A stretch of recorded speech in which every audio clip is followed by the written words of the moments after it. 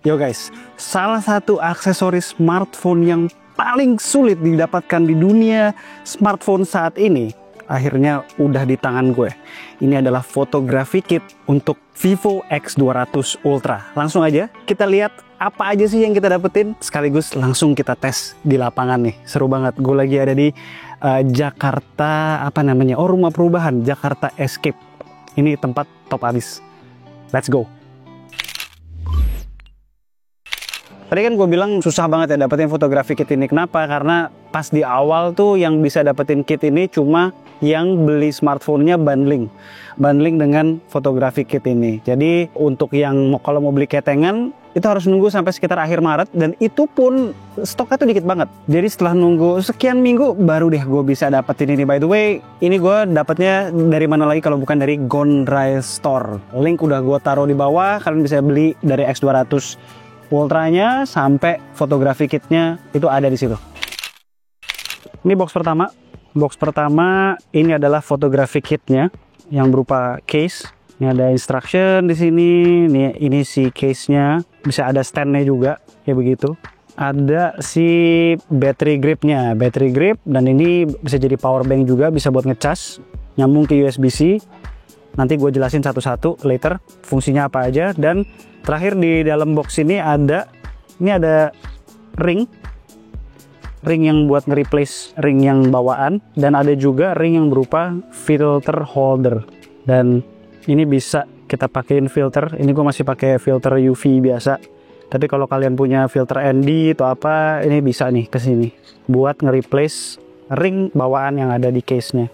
Oke, sekarang kita move on ke box kedua. Box kedua seperti kita lihat dari gambarnya itu adalah, ini isinya lanyard.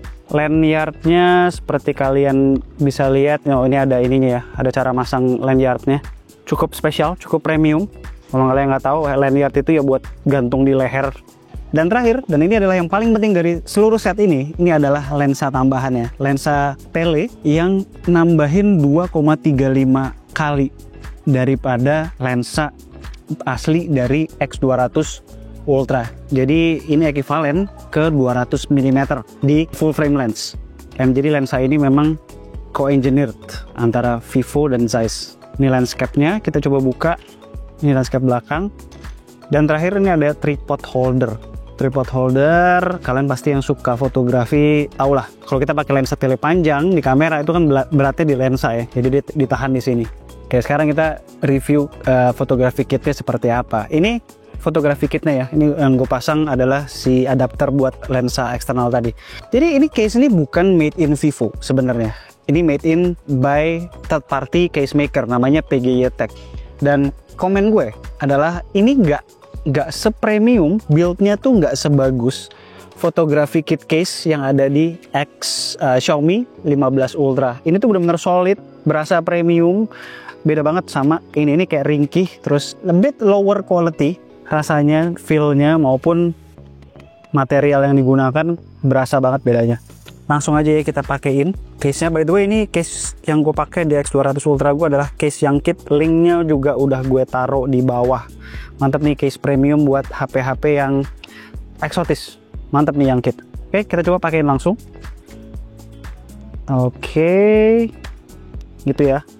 Ini gripnya, battery gripnya. Battery gripnya itu seperti tadi gue bilang bisa buat dipakai ngecharge. Ini kapasitasnya 1500 mAh. Cara masangnya begini. Ini ada kayak slotnya, kita masukin ke sini.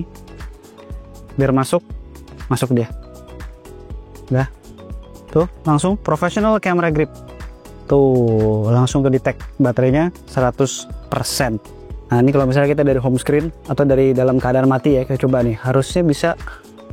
Nah, kalau kita klik 2 kali, tuh langsung ke humanistic street photography mode-nya nih.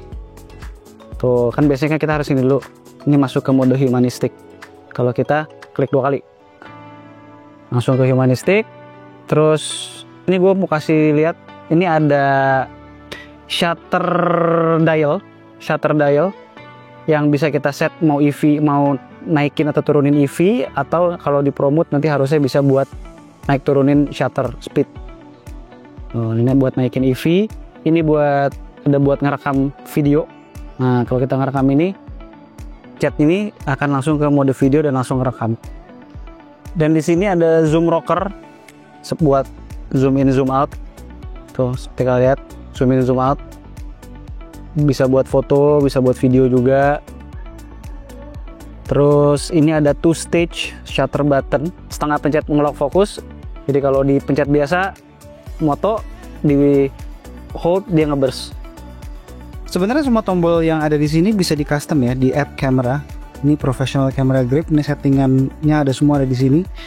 Jadi ketika kita half press shutter, mau autofocus yang single atau continuous, terus bisa kalau double press shutter mau ngapain, mau masuk ke street photography camera, mode humanistic, atau mau launch kamera biasa aja, atau launch kamera langsung ke snapshot. Terus double press video button mau ngapain. Terus ini buat yang shutter dial tadi bisa dibuat exposure compensation, bisa buat ngatur bokeh dan lain-lain. Nah untuk yang ini switch buat unlock. Jadi kalau mau kita lepas si battery gripnya, kita turun ke bawah dulu baru dicopot kayak gitu. Nah itu kan barusan case-nya. Kayaknya untuk lanyard kita skip aja ya, kita skip reviewnya, nggak terlalu penting juga. Nah kita langsung masuk ke bagian yang paling penting dari semua set ini, yaitu adalah lensa 200 mm nya. Ini menurut gue kalau di tangan tuh berasa solid banget, bukan kayak lensa mainan sama sekali, berat juga, lensa bener lah. Nah buat kalian yang nanya, penting nggak sebenarnya, harus banget nggak pakai si lens extender, zoom extender ini? Penting nggak? Penting sih sebenarnya. X200 Ultra tuh udah bagus banget zoomnya, apalagi kalau dibandingin sama X200 Pro, improvementnya berasa. Tapi kalau udah zoom dari 50 kali, itu masih berasa teksturnya berkurang, secara detail juga berkurang, cat airnya masih ada. Nah nanti akan gue kasih lihat ya perbandingannya. Ketika kita pakai ini, si lensa ini, ya dia kan udah optikalnya 200 mm, jadi detailnya akan lebih baik daripada yang kalau kita misalnya hybrid zoom mulai dari 85 mm. Daripada banyak cincong, langsung aja deh kita coba di lapangan langsung.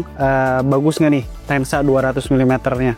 Di 200 mm perbedaannya sebetulnya nggak langit dan bumi, tapi baru kelihatan setelah kita pixel peep. Kelihatan lah mana yang optical zoom, mana yang hasil processing dan sharpening hybrid zoom.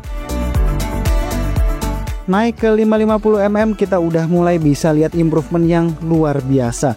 Lihat bagaimana naturalnya tekstur bulu serta detail-detail lainnya di hasil tele extender. Gurih banget. 550 mm loh ini. Kita push lebih jauh 1600 mm, makin berasa advantage dari tele extender ini. Gokil banget detailnya.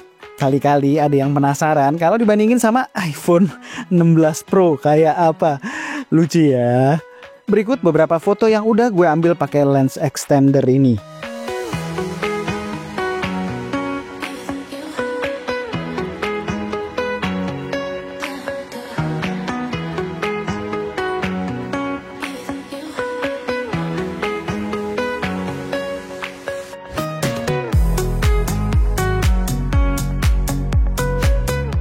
Kalau misalnya untuk nge-switch ke sini, obviously kita harus pindah ke 85.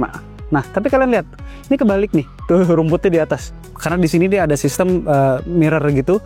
Jadi untuk make si lensa ini, kita harus pindah ke mode khusus yang namanya telephoto extender. Install Vivo Telephoto Extender first, masuk, baru tuh. Jadi sama dia otomatis di mirror dari aplikasi kameranya.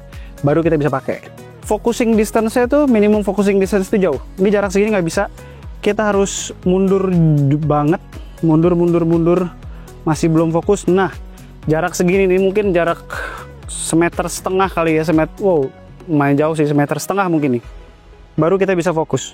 Lensa ini nggak bisa dipakai buat moto makro. Jadi kalau kita mau moto makro ya kita lepas lensanya dan pakai lensa bawaan dari X200 Ultra. Kekurangannya dari segi fotografi apa? Moving object, terutama kalau pencahayaan kurang maksimal. Seringkali kita dapat hasil yang kena motion blur. Dan kita nggak bisa switch ke Pro Mode untuk manually naikin shutter speed ya. Karena untuk pakai lens extender ini butuh satu mode khusus. Dan nggak bisa dipakai di Pro Mode. Dan lensa telefoto ini nggak cuma bagus buat foto doang, tapi buat video juga gokil banget. Jadi gue lagi rekam video, di 200 mm tuh top banget. 400 itu masih bagus.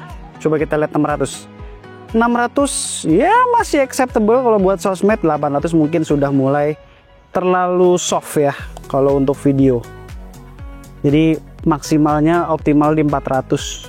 Itu masih asik banget. Nih, beberapa video yang udah gue ambil.